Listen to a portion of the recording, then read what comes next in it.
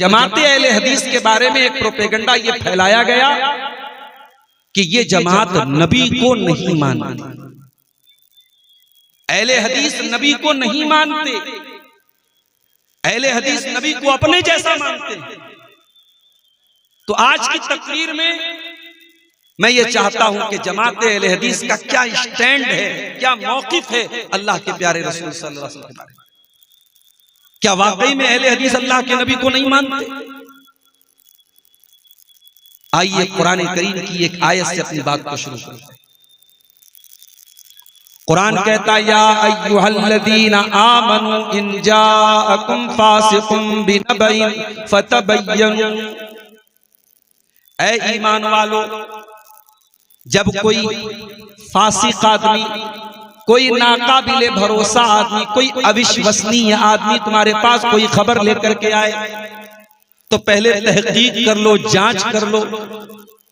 कहीं ऐसा ना हो अन तुसीबू कौमम बिजहालतिन फतुस्बिहू अला मा फअलतुम नादिमीन, कि सुनी सुनाई खबर की बुनियाद पर तुम कोई प्रतिक्रिया कर बैठो, तुम कोई रिएक्शन कर बैठो, तुम कोई कदम उठा लो और बाद में तुमको पछताना पड़े, रिग्रेट करना पड़े, शर्मिंदा होना पड़े।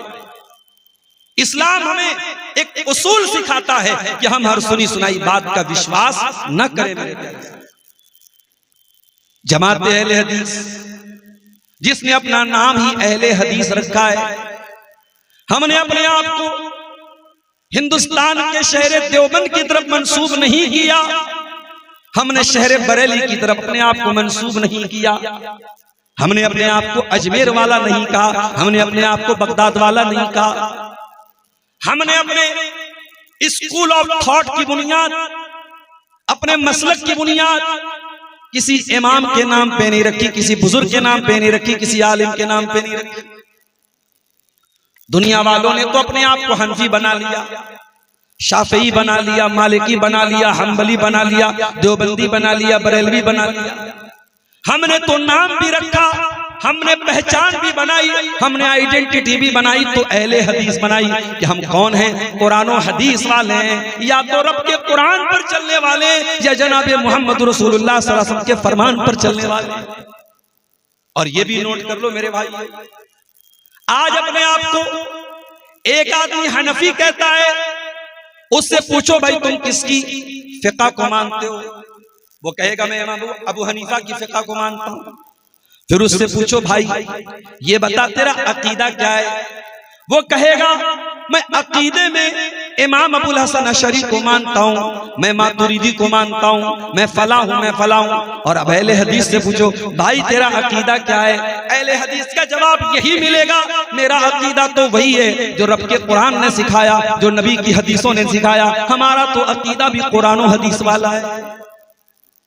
ये कितना बड़ा जुल्म है और कितना बड़ा अन्याय है कि कोई ये कहे कि अहले हदीस नबी को नहीं मानते। और जहां तक ये सवाल है कि हम ये कहते हैं कि साहब नबी हमारे जैसे, नबी हमारे जैसे कैसे हो सकते हैं? हमारी जबान से सच भी निकलता है, हमारी जबान से झूठ भी निकलता है, हमारी बहुत सारी बातें सही भी होती हैं और बहुत सारी बातें गलत भी होती हैं। लेकिन अल्लाह के आखिरी नबी की शान क्या है? कुरान का 27वां पारा उठाओ, अल्लाह फरमाता है वन्नज्मी इज़ा हवा मा ज़ल्ला साहिबुकुम व मा गवा व मा यंतिकु अनिल हवा इन हुवा इल्ला वह्युन यूहा। कसम है सितारे की जब वो टूट के गिर जाए, ऐ मक्का वालों हमने जो नबी तुमको दिया है, जो नबी तुम्हारे बीच में आए हैं, न तो उनके इल्म के अंदर कोई खराबी है, न उनके अमल के अंदर कोई खराबी है, उनका इल्म भी मासूम, उनका अमल भी मासूम। वमा यंतिकु अनिल हवा, और मेरा नबी अपनी मर्जी से कुछ नहीं बोलता, मेरे नबी की जबान से उनकी इच्छा से कुछ नहीं निकलता है। इन हुआ इल्ला वह्यु यूहा, मेरे नबी तो वही बोलते हैं जो अल्लाह उनको ऑर्डर देता है। हजरत अब्दुल्लाह बिन अमर कहते हैं मैं अल्लाह के रसूल की हर हदीस को, हर बात को मैं लिख लेता था, मुझे लोगों ने मना कर दिया, कहा मत लिखा। अल्लाह के प्यारे नबी सल्लल्लाहु अलैहि वसल्लम तो इंसान है, कभी आप गुस्से में भी होते हैं, हो सकता है कि गुस्से की हालत में कोई ऐसी बात आप बोल दे जिसको लिखना ठीक नहीं है। अय अब्दुल्ला, तू हर बात को मत लिखा कर।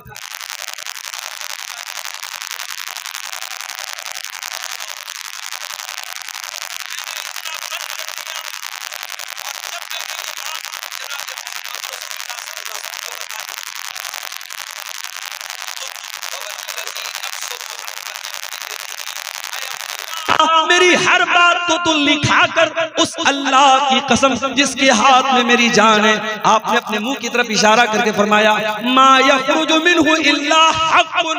ऐ अब्दुल्लाह, मेरे मुंह से वही निकलता है जो हक होता है। हम नबी को अपने जैसा कैसे मान सकते हैं? नबी की जबान से निकलने वाला हर शब्द सच्चा है, हर लफ्ज बरहक है, हर शब्द अल्लाह की तरफ से हुक्म, अल्लाह के हुक्म से निकलता है। मेरे प्यारे साथियों, नबी हमारे जैसे कैसे हो सकते? हाँ, हम ये कहते हैं नबी नूर नहीं थे, नबी फरिश्ते नहीं थे, नबी इंसान थे। आप भी जैसे दुनिया के सारे इंसान पैदा होते हैं, आप भी पैदा हुए। आपकी माँ का नाम आमीना था, आपके बाप का नाम अब्दुल्ला था। पैदा हुए तो बाप इंतकाल कर चुके थे। 6 साल की उम्र में माँ का इंतकाल हो गया, 8 साल की उम्र में पापा का इंतकाल हो गया, चचा ने पाला। आप इंसान थे, बीमार भी होते थे, तकलीफ भी आपको होती थी, आपके बदन पे जख्म भी लगा, आपके दांत भी तोड़े गए। आप इंसान थे, आप बशर थे। हाँ, ये अलग बात है, अल्लाह ने आपको अफजलुल बशर बनाया, अल्लाह ने आपको खैरुल बशर बनाया, अल्लाह ने आपको सारे नबियों का सरदार बनाया। इस मस्जिद में, मदरसे की मस्जिद में नमाज होती है। नमाज कौन पढ़ाता है? जिसको कुरान अच्छा याद हो, जो हाफिज हो, जो आलिम। मेरे प्यारे भाइयों, अपने गांव की मस्जिद का इमाम हम उसको बनाते हैं जिसको हम नेक समझते हैं, अच्छा समझते हैं। अरे हमने तो जिस नबी का कलमा पढ़ा है, वो नबी सिर्फ हमारे इमाम नहीं है, वो तो सारे नबियों के इमाम है, सारे रसूलों के इमाम बनकर के वो नबी दुनिया में आए। बुखारी की रिवायत, अल्लाह के प्यारे नबी फरमाते हैं, जब मैं मेराज के सफर से वापस आया, मुझसे मक्का के काफिरों ने, जब मैंने उनको मेराज के बारे में बताया, तो मुझे आजिज करने के लिए, मुझे तंग करने के लिए मक्का के काफिरों ने कहा, ऐ मोहम्मद सल्लल्लाहु अलैहि वसल्लम, ये बताइए अगर आप बैतुल मुकद्दस में गए हैं तो जरा बैतुल मुकद्दस के बारे में हमारे सवालों का जवाब दे दीजिए। भाई, मैं तितवारी के मदरसे में पहली बार आया, मैं आया, तकरीर करूंगा, चला जाऊंगा। अब मेरे जाने के बाद कोई पूछे, अब्दुल गफ्फार साहब आप तितवारी मदरसे में आए थे, ये बताइए उसकी मस्जिद में कितने खंबे हैं? तो भाई मैं खंबा गिनने तो नहीं आया था। कोई पूछे मदरसे में कितने कमरे हैं? भाई मैं कमरा गिनने नहीं आया था, मैं अपने काम से आया था, काम करके चला गया। अल्लाह के नबी बैतुल मुकद्दस में पहुंचे, वहां आपने नमाज पढ़ाई, सारे नबियों को आपने नमाज पढ़ाई। आपने बैतुल मुकद्दस की खिड़कियों को नहीं गिना, आपने उसके खंभों को नहीं गिना, आपने उसकी इमारत को गौर से नहीं देखा। मक्का वालों ने परेशान करने के लिए कहा, आप गए हैं ना बैतुल मुकद्दस, बताइए कितने दरवाजे हैं, कितनी खिड़कियां हैं, कितने रोशनदान हैं? सवाल कर रहा हूं। बुखारी की रिवायत है, अल्लाह के प्यारे नबी फरमाते हैं, मुझे उतनी तकलीफ हुई कि उतनी तकलीफ मुझे कभी नहीं हुई थी, क्योंकि मेरे ऊपर झूठ का इल्जाम लग रहा था। मुझे लोग झूठा कह रहे थे, मेरी बात को लोग मान नहीं रहे थे। अल्लाह तबारक व तआला ने अपने नबी को झूठ की तोहमत से बचाने के लिए और अपने नबी के सच को साबित करने के लिए अल्लाह ने दुनिया की पहली LCD स्क्रीन ला के रखी। यहाँ औरतों में LCD लगी होगी, शायद लगी है स्क्रीन, आज कैमरा लगा है, औरतों में स्क्रीन लगी है और स्टेज का सारा मंजर औरतें देख रही हैं। 1400 साल पहले न कैमरा था, न LCD थी, न स्क्रीन थी, न ये मशीनें थी। अल्लाह ने अपने नबी के सामने बैतुल मुकद्दस का पूरा सीन ला के रख दिया और अल्लाह के प्यारे नबी सल्लल्लाहु अलैहि वसल्लम जिस तरीके से, जिस एंगल से वो सवाल करते चले जाते थे, वो एंगल अल्लाह ताला बैतुल मुकद्दस का सामने रख देता था और अल्लाह के नबी उनके सवालों का जवाब देता। उसी हदीस में आपने फरमाया, जब मैं बैतुल मुकद्दस में पहुंचा, वहां इब्राहीम अलैहिस्सलाम भी मौजूद थे, वहां आदम अलैहिस्सलाम भी मौजूद थे, वहां मूसा अलैहिस्सलाम भी थे, वहां ईसा अलैहिस्सलाम भी थे। सारे नबियों का हुलिया भी आपने बताया, उनका बाल कैसा था, उनका चेहरा कैसा था? आपने फरमाया इब्राहिम अलैहिस्सलाम की शक्ल मेरे जैसी। आपने फरमाया ईसा अलैहिस्सलाम की शक्ल हजरत उर्वा बिन मसूद में मिलती थी। सबका चेहरा भी आपने बताया, हुलिया भी बताया। उसके बाद आपने फरमाया फहानतिस सलाह, नमाज का टाइम हुआ। इब्राहिम भी मौजूद है, आदम भी मौजूद है, मूसा भी मौजूद है, ईसा भी मौजूद है, लेकिन इमामत करने के लिए, नमाज पढ़ाने के लिए कोई आगे नहीं बढ़ा। सारे लोगों ने मुझको इमाम बनाया, फअममतुहुम, और मैंने उनको उनकी इमामत कराई, मैंने उनको नमाज पढ़ाई। ओ लोगों, तुम कहते हो कि अहले हदीस नबी को नहीं मानता। अरे हम तो नबी को अपना ही नहीं सारे नबियों का इमाम मानते हैं। हमसे बढ़ के भला कौन माने? हम नबी को अल्लाह की कसम अपने जैसा नहीं मानते, नहीं मान भी नहीं सकते। नमाज का टाइम है, सब बंदी हो रही है। अल्लाह के प्यारे नबी जब नमाज खड़ी होती थी सब बंदी कराते थे, सब खड़ी करते थे। एक एक आदमी को पकड़ पकड़ के सीधा करते थे, पैर से पैर मिलवाते थे, कंधा से कंधा मिलवाते थे। जाओ मेरे भाइयों, हिंदुस्तान की सारी मस्जिदों का जाके सर्वे कर लो। अगर किसी मस्जिद में सबसे ज्यादा पैर से पैर और कंधे से कंधा मिला करके सीधी सब आपको मिलेगी तो वो अहले हदीस की मस्जिद। अल्हम्दुलिल्लाह, नबी की सुन्नत पर अमल करने का सौभाग्य भी हमें प्राप्त है, इस पर अमल करने का शरफ भी हमको हासिल है। नबी अकरम नमाज खड़ी होती थी, सब सीधी करते थे और आप फरमाते थे अकीमू सुफूफकुम, ऐ मेरे सहाबा अपनी सफों को सीधी कर लो। फइन्नी अराकुम मिन वराइ ज़हरी, जब मैं नमाज पढ़ाता हूँ मैं सामने भी देखता हूँ और मैं पीछे भी देखता हूँ, इसलिए सब में आगे पीछे ना होना, सब बिल्कुल सीधी कर लो, सब बिल्कुल बराबर कर लो। इसका मतलब कि अल्लाह के नबी को ये विशेषता दी गई, ये स्पेशलिटी दी गई, ये खुसूसियत दी गई कि आप पीछे भी देख सकते थे। अल्लाह के प्यारे नबी खुद फरमाते हैं मैं नमाज पढ़ता हूं तो मुझे पीछे कभी नजर आता है। और आगे बढ़िए, रात का वक्त है, अल्लाह के प्यारे नबी तहज्जुद की नमाज पढ़ रहे हैं। 8 रकात आपने नमाज पढ़ी, उसके बाद आप थोड़ी देर सो गए, लेट गए। उसके बाद आपने उठ करके वितर की नमाज पढ़ी। हजरत आयशा ने फरमाया ऐ अल्लाह के प्यारे नबी अतनामु क़ब्ला अन तूतिर, आप वितर की नमाज के पहले थोड़ी देर सो जाते हैं, आराम करते हैं, आप तो वजू भी नहीं करते, आप तो ऐसे ही नमाज पढ़ लेते हैं। आपने फरमाया ऐ आयशा मेरा मामला दूसरे लोगों की तरह नहीं है, मैं लेटा तो था तनामु ऐनैया वला यनामु क़ल्बी, मेरी आंखें सो रही थी लेकिन मेरा दिल जाग रहा था, मैं पूरे होश व हवास में। भाई हम और आप सो जाएं हमारा वजू टूट जाएगा। क्यों टूट जाएगा? क्योंकि इंसान जब नींद की हालत में रहता है, होशो हवास में नहीं रहता है, उसे एहसास नहीं होता है। हो सकता है उसकी जो है उसका वजू टूट जाए और वो कोई ऐसी चीज हो जाए कि जिससे उसका वजू टूट जाए। इसलिए शरीयत में अगर इंसान गहरी नींद से सो जाए तो वजू टूट जाता है। मगर अल्लाह के प्यारे नबी वितर की नमाज के पहले थोड़ी देर सोते हैं। और हजरत आयशा जब पूछती हैं ऐ अल्लाह के नबी आप वितर के पहले सोते हैं, तो आपने फरमाया मेरी आंखें सोती हैं मगर मेरा दिल नहीं सोता है। ऐसे थे हमारे प्यारे नबी। मेरे प्यारे साथी, हमने तो उस नबी का कलमा पढ़ा है जिस नबी को अल्लाह ने पूरे कुरान में कहीं पर भी या मोहम्मद कह के नहीं पुकारा, नाम लेकर के नहीं पुकारा।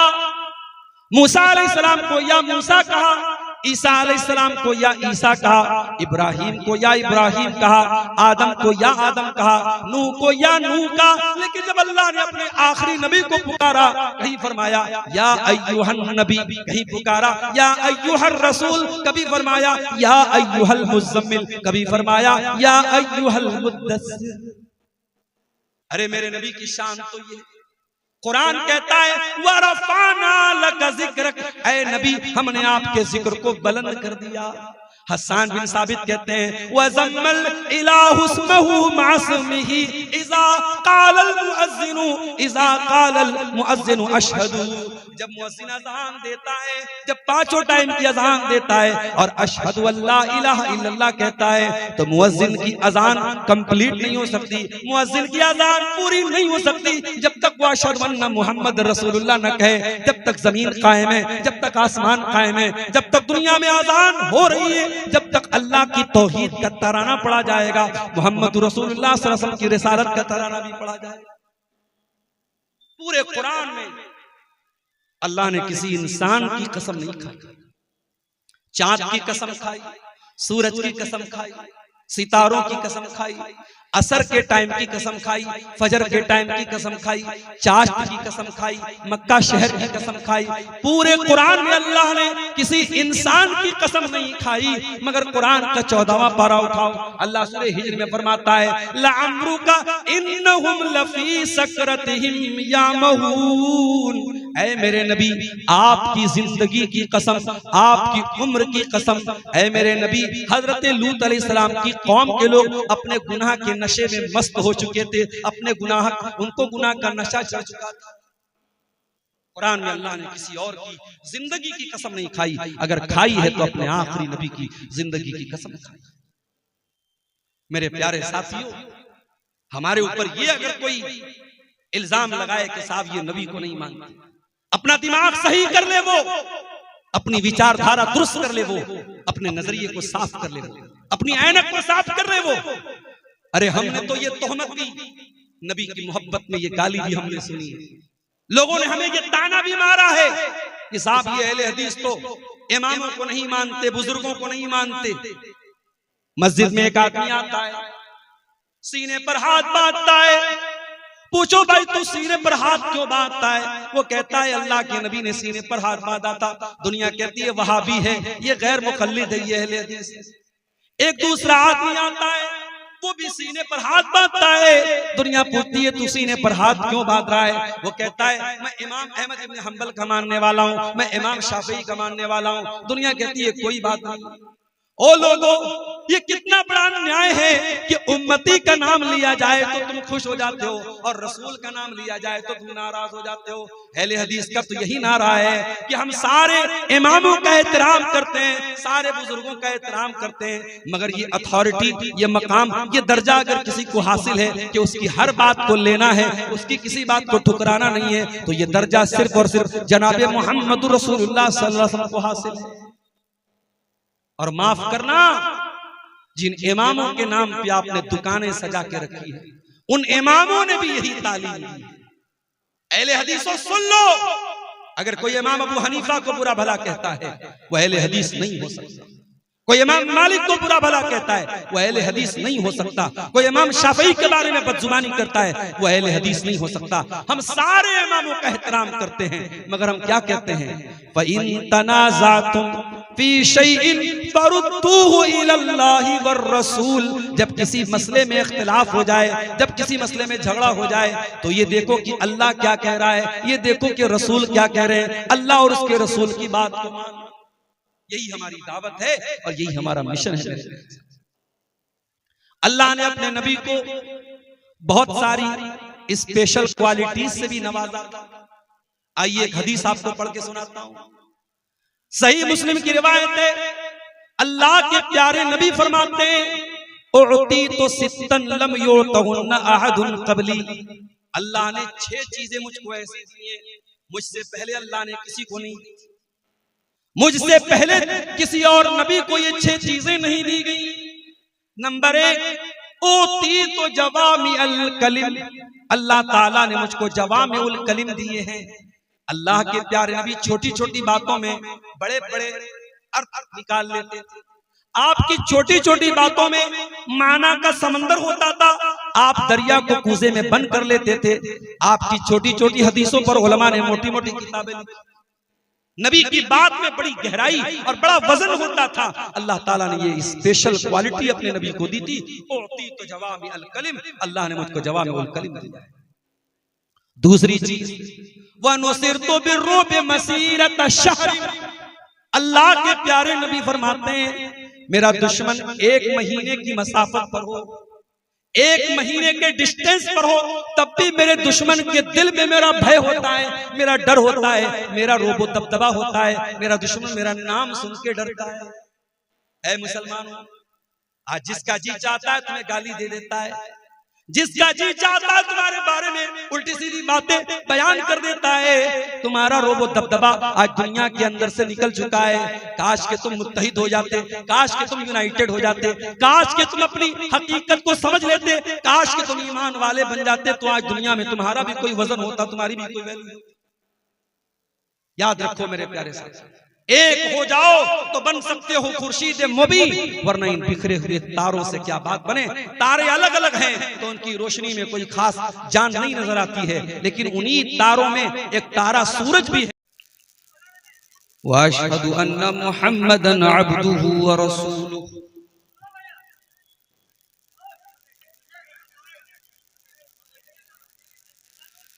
या अय्युहल्लज़ीना आमनु तक़ुल्लाहा हक़्क़ तुक़ातिहि वला तमूतुन्ना इल्ला व अंतुम मुस्लिमून। या अय्युहन्नासु इत्तक़ू रब्बकुमुल्लज़ी ख़लक़कुम मिन नफ़्सिन वाहिदा व ख़लक़ मिन्हा ज़ौजहा व बत्थ मिन्हुमा रिजालन कसीरन व निसाअ वत्तक़ुल्लाहल्लज़ी तसाअलून बिही वल अरहाम इन्नल्लाहा काना अलैकुम रक़ीबा। या अय्युहल्लज़ीना आमनु इत्तक़ुल्लाहा व क़ूलू क़ौलन सदीदा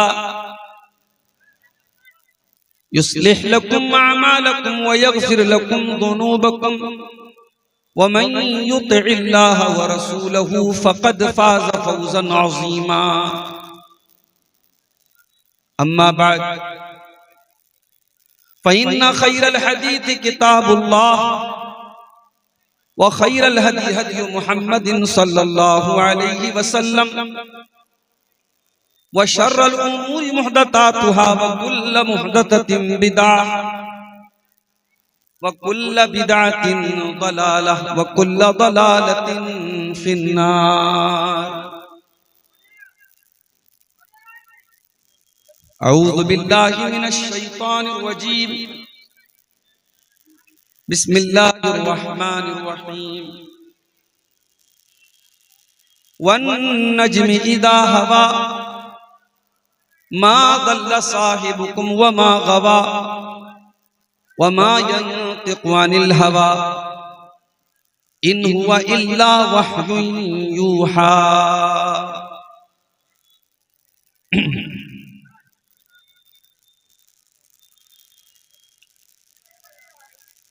अनवारे रिसालत से लो जिसने लगाई है वो शम्मा ज़माने में बुझने नहीं पाई है। सुन्नत के सितारों को आँखों में सजा कर चल, सुन्नत के सितारों को आँखों में सजा कर चल। बिदअत के अंधेरे हैं और शिर्क की खाई है। अनवारे रिसालत से लो जिसने लगाई है। एक सूरत ज़ेबा है आईने 73 है। एक सूरत ज़ेबा है आईने 73 है। तस्वीर वही है जो सुन्नत ने दिखाई है। अनवारे रिसालत से लो जिसने लगाई है। हम बुलबुले शैदा हैं गुलजारे मोहम्मद के, हम बुलबुले शैदा हैं गुलजारे मोहम्मद के। सैयाद तड़प जाए वो नगमा सराई है। दुश्मन को इजाजत है आकर के वफा सीखे। दुश्मन को इजाजत है आकर के वफा सीखे। ये महफिले उल्फत है नफरत से लड़ाई है। अनवारे रिसालत से लो जिसने लगाई।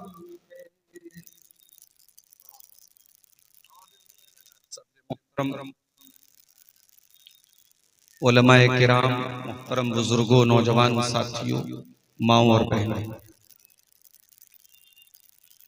जामिया इस्लामिया तितवारी का सालाना प्रोग्राम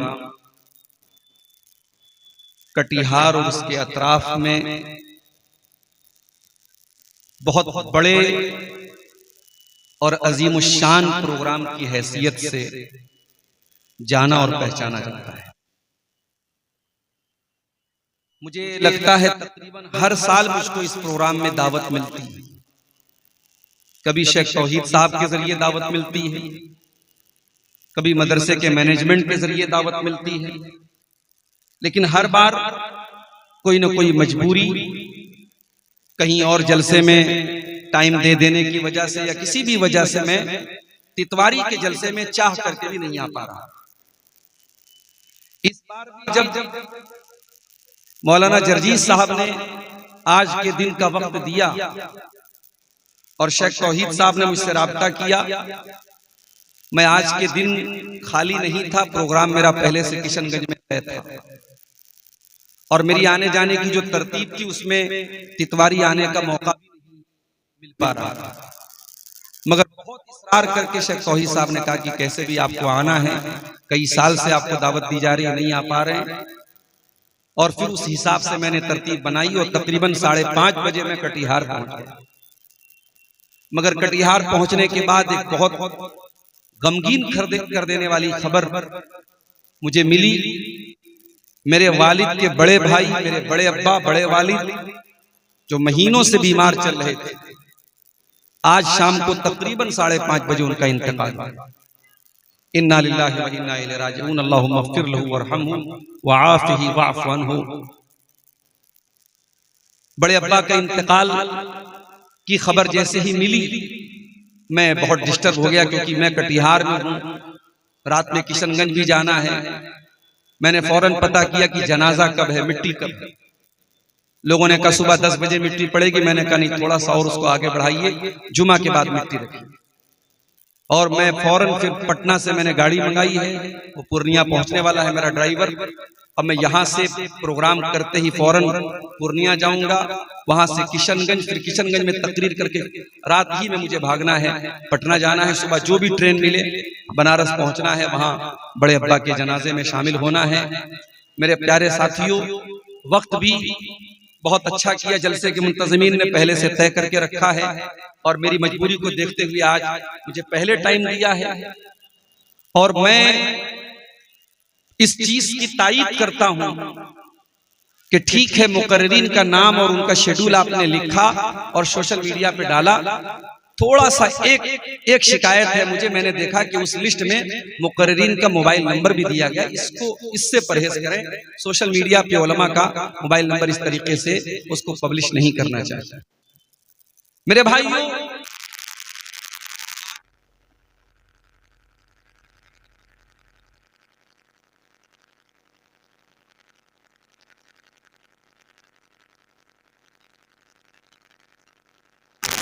तो वो प्रोपेगेंडा बन जाता है। और प्रोपेगेंडा के अंदर बड़ी ताकत होती है। कभी कभी प्रोपेगेंडा के जरिए सच को झूठ और झूठ को सच कर दिया जाता है।